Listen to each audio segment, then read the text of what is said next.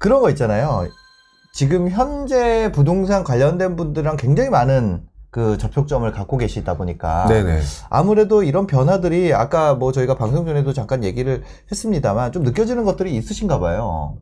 그렇죠. 그리고 또 많은 분들이 대통령이 누가 당선되느냐에 따라서 네. 지금 다들 관망세였잖아요, 그동안은. 네. 그러니까 다른 분들은 뭐 하락의 징조, 뭐 또 신문기사에서도 하락 얘기 뭐 나오고 있었는데 네. 저희가 보는 관점에서는 이건 관망세다. 이렇게 표현을 했는데 네. 어쨌든 그 불확실성이 제거가 된 상황이거든요. 물론 앞으로 또 나타날 불확실성에 대한 거는 이제 나중에 또 상황을 봐서 얘기할 문제겠지만 네. 어쨌든 1차적인 불확실성은 넘어섰단 말이죠. 그래서 누가 당선됐다라는 게 딱 나온 상태이기 때문에 네. 사람들이 이렇게 움직이거나 이런 거에 관심을 갖겠다. 그리고 공약에 따라서 어떻게 생각하겠다. 이런 것들이 조금은 좀 명확해진 상황이겠죠. 네. 그러면 지금 뭐 실제 시장 참가하시는 분들, 네. 뭐 다주택자든 무주택자든 아니면 뭐 세입자든 아니면 부동산 현재 공인중개사분들이든 뭐 그런 변화들이 있나요? 조금, 그러니까 아직 뭐 사실 일주일밖에 안 됐잖아요. 네. 일주일밖에 안 된 상황이기 때문에 이거다라고 말씀을 드리기는 좀 어려울 것 같아요. 네. 다만 이미 이제 단톡방이나 뭐 그다음에 그런 것들을 봤었을 때도 그렇고 그다음에 제 주변에 있는 사람들하고 이제 얘기를 하다 보면 네. 매물 다 다시 넣었어요. 그나마 나와 있는 매물도. 매물을 다시 넣었다고요? 네. 아. 근데 실제로 뉴스 기사 보니까 네. 뉴스 기사에서도 서울 아파트 매물이 조금 소폭 줄었다 이런 네네네. 얘기가 지금 나오고 있거든요. 네네. 그거는 좀 당연한 현상이 아닐까라고 생각이 들고요. 네. 어디가 어떻게 될지 모르다 보니까 지금 일단 대통령이 누구냐라는 당선인에 대한 불확실성이 넘어섰지만 그 다음에 그 공약 중에서 어느 부분이 나한테 이득이 될까라고 하는 부분을 보면서 네. 전문가들의 의견을 듣거나 또는 이제 거기 뉴스 기사들을 보면서 어떻게 해야지라고 해서 2차 관망을 조금 하는 약간 그런 부분이 좀 눈에 보인 것 같아요. 아, 근데 사실 이게 그 뭐 안전진단이나 뭐 여러 가지 부분들이 있잖아요. 네네. 이제 완화해 준다고 하는 그런 내용들이 있었는데 네. 어떻게 보면 사실 그 지방선거 결과도 봐야지 이게 네네. 구체적으로 진행될 것이냐 이런 것도 있을 거고 또 우리가 저번에 한번 겪었었잖아요. 네. 그 이전 이제 보궐선거 때 네네. 서울시장님 바뀌게 되면은 막 이제 진행될 것처럼 생각을 했으나 맞아요. 근데 실제로는 이제 그 토지거래 허가구역으로 묶는다든지 네네. 당연히 어떤 그 뭐를 정치하는 분이 야 집값 폭등시켜야지 이런 분이 누가 있겠어요. 없죠. 그러니까 결국에는 뭐 그렇게 완화가 된다고 해도 그것에 대해서 방지책들을 갖고 하지 않을까. 네. 그 실제 집값을 안정시키기 위해서 공급을 하는 거지 집값을 올리려고 공급하는 건 아니잖아요. 네. 그렇죠.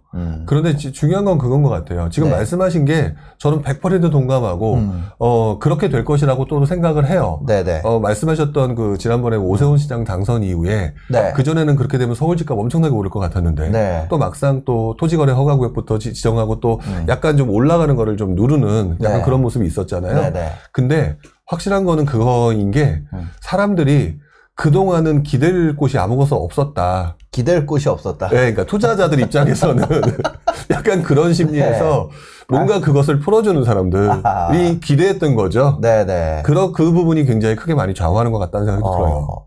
근데 매물이 실제로 줄었어요? 어때요? 확실히 좀 매물이 줄어드는 느낌이에요. 뭐 사실 일주일만 가지고 이겁니다라고 말씀을 드릴 정도 제가 많은 곳을 본 것은 아니니까. 네네네. 근데 현장에서 말하는 걸 들어보면은 조금 보류할게요, 고려할게요. 네네. 라고 하는 분들이 확실히 있는 것 같아요. 그러니까요. 그래서 오늘은 좀 이제 일주일 됐잖아요. 그러고 나서 시장에 나타나는 변화들 좀 자세히 살펴보고 어떤 지역이 그러면 요런 수혜를 입거나 어떤 지역, 어떤 포지션이 좀 수혜를 입을 수 있을지, 특히 뭐 임대차 3법에 대한 재검토라든지 대출 규제 완화라든지 이런 각종 또 그게 있죠. 안전진단, 면제, 뭐 이런 부분들, 이런 부분들이 시장에 어떤 식으로 영향을 미칠지 오늘 좀, 1시간 동안 이야기를 길게 풀어보도록 하겠습니다. 먼저, 이거, 잠시만요. 이거예요. 재건축 활성화. 요거 같은 경우는, 뭐, 선거 전에도 그렇고, 뭐, 얘기가 많이 있었죠. 재건축 그렇죠. 활성화에 대한 부분은 사실상 이게 어떤 쪽이 되느냐, 관계없이 네. 양쪽 모두 공약이었어요. 이 재건축을 맞습니다. 활성화한다는 건. 네네. 그래서 이런 노후단지 개발 바람, 특히 우리가 대출 규제가 묶여 있다 보니까 네. 좀 저가 노후단지, 네. 중저가의 노후단지 대출이 가능한, 그 다음에 이제 이게 그렇습니다.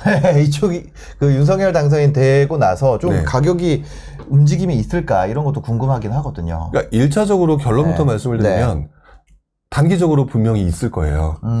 왜 그러냐면 뭐 윤석열 당선자뿐만 아니라 그 전에 이제 이재명 후보도 역시 마찬가지로 비슷하게 네. 얘기를 했었는데 이게 현실적인 부분이거든요. 왜냐면은 결국 사람들이 원하는 지역은 서울인데 네. 서울에 빈 땅이 없다라고 하는 거는 뭐 이미 많은 분들이 알고 계시고 그러면 결국에는 그 오래된 아파트들을 부시고 또는 리모델링하고 결국 재건축과 재개발 또는 리모델링이라고 하는 부분을 신경을 쓸 수밖에 없는 거고 네. 방향성이 그렇게 될 수밖에 없는 상황이었잖아요. 네네.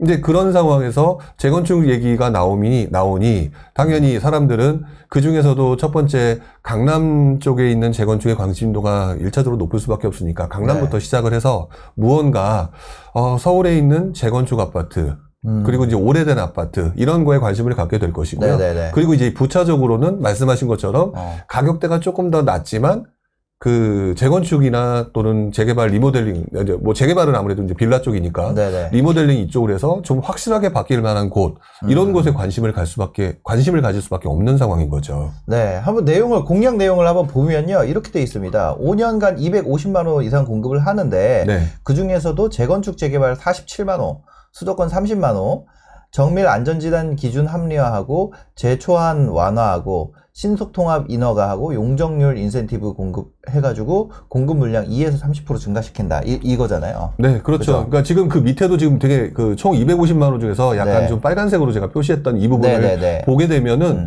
이미 지난 2년간 정도에 그 문재인 정부실에 나왔던 내용하고 거의 비슷해요. 아, 이건 이미 문재인 정부에서 하고 있는 내용이라는 거죠? 네, 뭐 도심 역세권 개발 들어봤고요. 네. 국경유지 차량기지 복합 개발, 네. 소규모 정비 사업, 그다음에 공공택지 개발하겠다 이미 다 들었던 얘기잖아요. 네, 뭐 모아주택 이런 것들. 네, 그렇기 때문에 결국 현재 정부가 추진하고 있는 방안하고 대부분 유사한 내용이고요. 네네네. 그렇기 때문에 이 부분은 어차피 당선인이 이제 새롭게 그걸 그동안에 이제 진행하던 거 인수해서 그대로 하면 돼요. 네. 근데 문제는 맨 위에 올려놨던 거는 그만큼 또 목적이 명확한 거잖아요. 그죠. 결국에는 윤석열 당선인 같은 경우는 기존에 하던 거는 그대로 하고 거기에 집중적으로 해야 될 것은 지금 재건축일 수밖에 없다라고 네. 하는 부분을 지금 다시 한번 얘기하는 거고 그리고 또 40만 호, 50만 호 중에서 수도권만 30만 호라고 나오잖아요. 네네. 결국 그 얘기는 내가 이번에 부동산 관련해서 공급을 집중하기 위해서는 재건축 활성화할 수밖에 없다라고 네. 하는 부분을 다시 한번 정확하게 천명한 거라고 봐야 되겠죠. 네. 말씀하셨던 재건축 안전진단 기준의 합리적 조정 이런 부분들 이제 집중한다는 거잖아요. 네네. 뭐 재초안이나 이런 거 완화해 주는 거. 한번 요거 내용도 자세히 살펴보겠습니다. 보면은 30년 이상 노후 공동주택은 안전진단을 아예 면제한다. 이거 추진한다. 추진하고 구조 안전성 가중치를 내리고 설비 노후도 및 주거 환경 가중치를 올린다. 이런 얘기가 있는데 이거 무슨 얘기예요, 이게? 그러니까 결국에는 안전진단이라고 하는 부분을 네. 하게 되는 게 예전에 이제 우리 누구죠? 그전 서울시장이었던 박원순 시장 때부터 재건축을 하겠다라고 하면 여러 가지 조건을 걸어서 지금 계속 또 뒤로 미루고 했던 것 중에 대표적인 네. 게 안전진단이었었거든요. 네네. 근데 이 30년 이상 됐던 주택에 대해서는 정밀하게 들어갈 수 있는 안전진단 부분을 그것도 이제 줄이겠다가 아니라 면제하겠다는 얘기거든요. 네네네. 좀 더 속도를 빨리 내겠다라는 내용이고, 그 다음에 거기에 이제 세부적으로 보면, 뭐 제가 지난주에 나오셨던 김재경 소장님보다는 제가 집중적으로 더 세부적으로 알지는 못하지만, 뭐 거기에 또 이제 조건 평가하는 분들이 몇 가지가 있거든요. 근데 구조 안전성의 가중치가 있다. 네. 뭐 몇 %다라면 그거를 좀 더 낮춘다. 네. 뭐 어떤 부분에 대한 가중치는 상향 조정하겠다. 결국 이런 내용이 있는데, 네. 결국 그 부분을 보게 되면은요. 이걸 보면서 앞으로 어떻게 진행되겠다라고 하는 부분이 어느 정도 보이는 것 같아요. 네네네. 근데 조금 걱정이 되는 부분이, 이 부분인 것 같아요. 어떤 부분인가요? 지금 이 내용이 결국에는 법 개정이 들어가는 부분은 쉽게 진행되지 못할 것이다라고 하는 부분이죠. 법 개정이 되는 부분. 네. 아까 보셨던 그 자료에 네네, 보시면 잠시만요. 네. 네. 그 자료에서 아까 보셨던 자료를 보게 네. 되면은 30년 이상 노후주택 정밀 안전자 면제를 하기 위해서는 결국 도시정비법을 개정해야 돼요. 네. 근데 이 개정을 하게 되는 경우면 결국 국회를 통과를 해야 되거든요. 네네. 근데 국회가 과연 지금 현재 민주당이 조금 더 훨씬 네네. 더 많은 의석수를 가지고 있는 상태에서 네네네. 제대로 진행할 수 있겠느냐. 그래서 저는 개인적으로 재건축 활성화라고 하는 부분을 지금 이분이 얘기를 하셨고 네. 그거를 갖다 설득하려고 굉장히 많이 시도를 하실 것 같은데 네. 윤석열 당선인이 보다 집중적으로 해야 될 부분과 집중적으로 할 것으로 예상되는 부분은 법 개정은 중기적인 전략으로 가고 네. 단기적으로 그 밑에 있는 하부 시행령 개정이 가면서 조금이라도 속도를 빨리 할 수 있는 것에 네. 집중할 가능성이 높다. 그럼 그럼, 이 안전진단이라는 거는 우리가 네. 봤을 때 조합 설립인가 전에 있는 건가요? 네, 그렇죠. 안전진단이 제일 앞에 있는 네. 거죠? 그러면 그 안전진단 단계에 묶여있는 애들만, 그런 단지들만 수혜가 있겠네요.